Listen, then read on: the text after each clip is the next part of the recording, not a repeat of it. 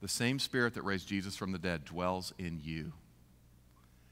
And he can prompt you to do things. And it doesn't have to look always spectacular, right? May not be an angel of the Lord. May not be sometimes I was at a conference, and I was just down eating a meal at the hotel little restaurant. And what I wanted to do, there was no place to sit except at the bar. So what I wanted to do was like stare at my phone, wait for my food, eat my food, and leave. That's what I wanted to do because I'm godly, okay? And so that's what I wanted. Didn't want to talk to anyone, didn't want to.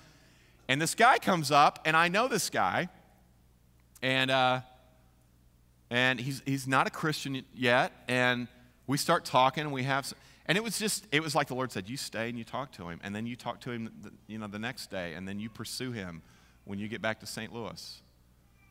And so it was just that simple. Just stay. Don't stare at your phone. I mean, it can be that practical if we're available. And that's how a church multiplies. That's how the gospel goes forward. Just simple things. Usually not spectacular. I could tell you some spectacular spirit prompting stories, but I've got like 3 of them over 25 years.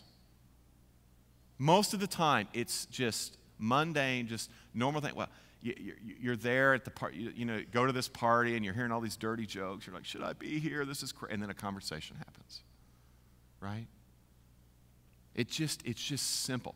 Hey, you're out piddling in the yard, and all of a sudden your neighbor comes, and you got to get the yard work done, but he wants to talk, and you're like, oh my gosh, this is the only day I can do yard. But you take the time, right? It's just simple. Simple stuff moves the gospel forward.